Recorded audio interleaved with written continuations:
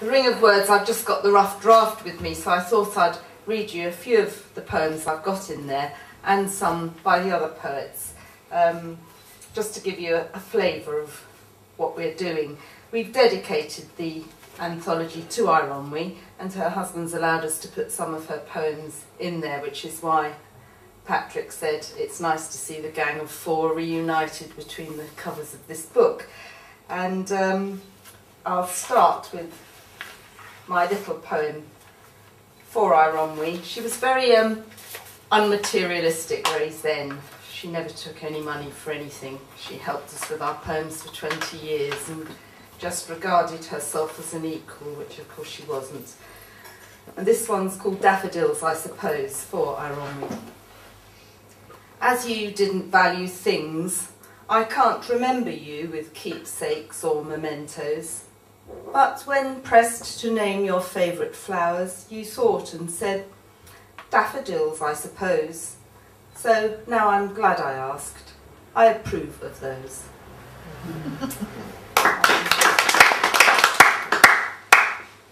And for about 2 years before she died, Iron had been trying to get me to write a pantoum, and I've tried many, many times and failed.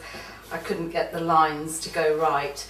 And then probably a year after she died, I was just looking out of the window at a tree with berries on that the birds had raided.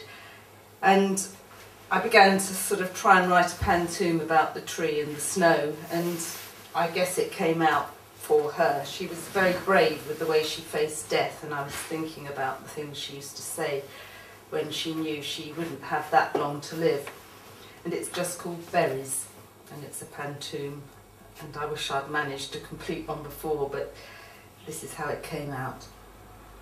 The snow soared as I slept last night. Rain lashes on my window pane. The sky hangs low, gives little light. You've gone and will not come again. Rain lashes on my window pane. Berries stripped by hungry birds. You've gone and will not come again. Yet clear as day I hear your words. Berries stripped by hungry birds, dropped round the tree in spots of red. Yet clear as day I hear your words, so hard to bear, so gently said. Dropped round the tree in spots of red, the fruit of all the times we shared, so hard to bear, so gently said. You cautioned me to be prepared. The fruit of all the times we shared. You said that darkness held no fear. You cautioned me to be prepared to brave this low point of the year. You said that darkness held no fear. The sky hangs low, gives little light, to brave this low point of the year. The snow thawed as I slept last night.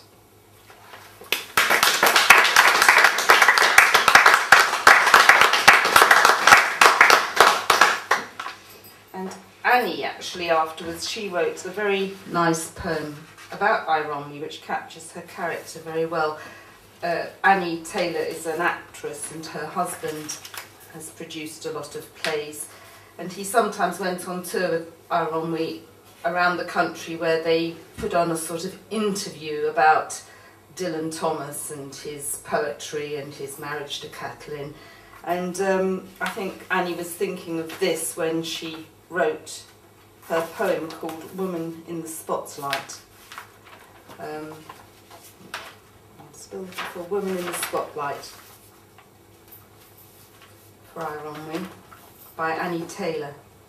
You sit in the spotlit circle, neat as a pin, purples and greys, smart casual, earrings and necklace sparkle, you like a bit of bling. Spare clear voice, wryly amused, dredging your memories, telling scorpion tales. Using the camera as an aide-memoire, you conjure Dylan with his child's face and rumpled suit. Kathleen, gaze intent, poised to pounce. Your brothers innocent and feral, and yourself the girl with tangled hair and watchful eyes.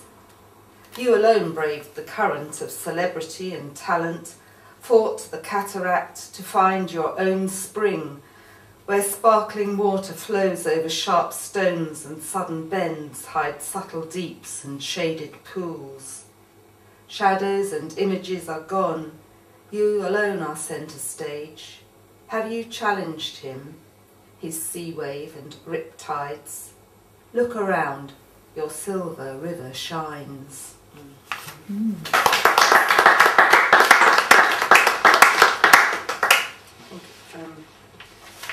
I'll just read Annie's short story in 50 words, if I like it.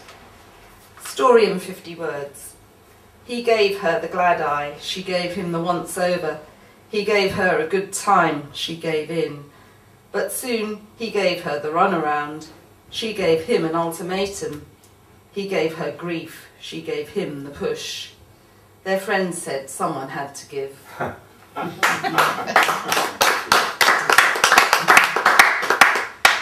And Beryl, who's the member of the group who has multiple sclerosis, she sort of thought hard about whether to put in one that was about disability, and we decided it was worth putting in. It was called A Daughter's Wedding, and it was quite shocking, really. But most of the poems she's put in are extremely humorous and upbeat, and we just thought this one was worth recording. It's based on fact, something that she has experienced in her life. A Daughter's Wedding. For her daughter, her only daughter, a wonderful day, a very special day. The dress, the flowers, the feasting, the congratulations. Yes, and the groom. Yes, it would all be perfect. She, the mother, dreamed. She, unable to walk, would be there in her chair, would carefully choose her dress, her hat, a corsage to match the bride's bouquet. She hoped the guests would see only her happiness. Then the father of the groom, in whose house the gathering, the feasting, the after rites congratulating would take place.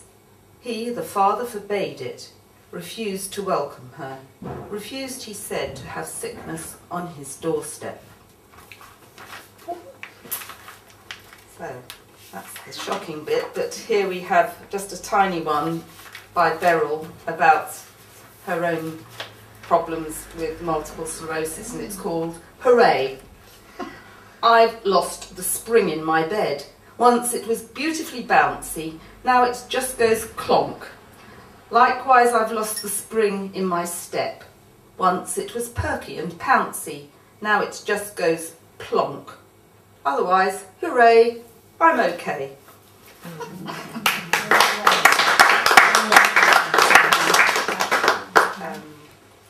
Yeah, the one I've chosen, Iroma usually writes very short, pithy little poems, but I've chosen one longer one of hers called Punta Los Lobos, Carmel Bay, California, and it's about a walk she did on her trip to America over in California, and I find it very intriguing.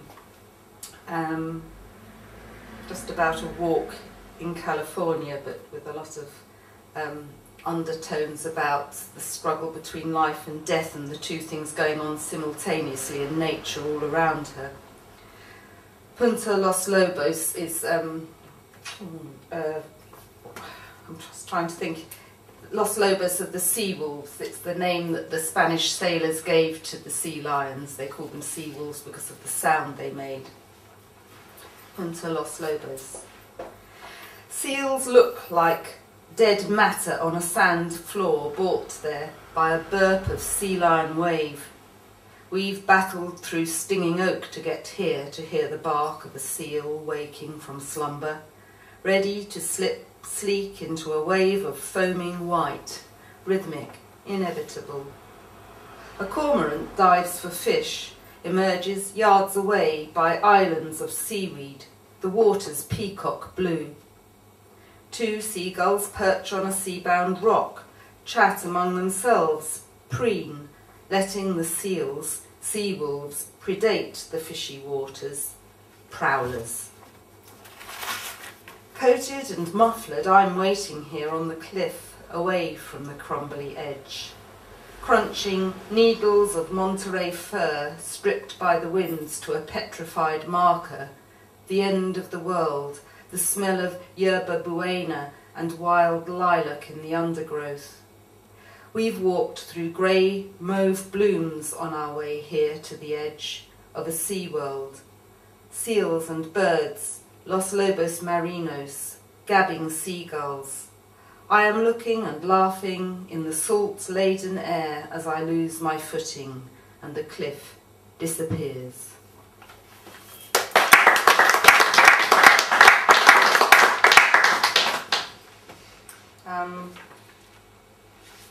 I was going to read a funny little poem of mine that she always particularly liked for some reason. I think it's because it captured a childhood in the 1950s when I used to go and stay with an aunt who had one son who was a year older than me, and I came from a big family, so I got very much spoiled when I stayed there, and I enjoyed it. It's called Damsons and Dahlias. Her husband loved her more than all the tea in China, took her in his arms with dark adoring eyes, and gave her film star kisses. I stared because I'd never seen that sort of love before. When he travelled, working in exotic places, I stayed there with my cousin till he returned with gifts, marzipan or sugar mice for us, for her a serenade, Spanish lace, silk, spices, and I would watch again. She liked to dress me in frocks with sashes, transform my hair with tongs Shirley Temple style. They'd laugh and put on records, dance to songs from musicals, and we would jump and sing until they shooed us off outside to pick damsons from the trees or cut dahlias for the vases. When I went home, my mother wasn't pleased to see this change in me. Frills weren't her taste, but soon enough the curls fell out, and I was back to being me.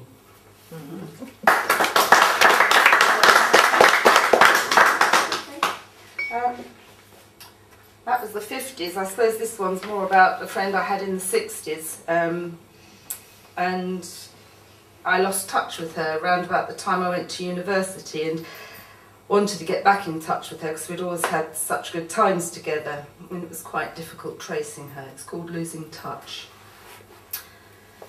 Long time no see, letters unanswered, unforwarded. Finally I tracked you down to a room where you'd found work in a care home. I could see the years had been long ones. White overall, sensible shoes, tidy hair. You sat surprised in a dark corner on your single bed, offering little, avoiding my eyes, ignoring my questions. A distant smile in the space between us dashed all hope I'd find you spiralling on a new adventure. No sign of your old tote bag, no beads nor record sleeves to hint at the heady music that filled our days. Where did you leave your red and orange caftan, the sandals that hitched to North Africa and home again? I didn't expect to find you like this, nor to leave you with your hands trembling.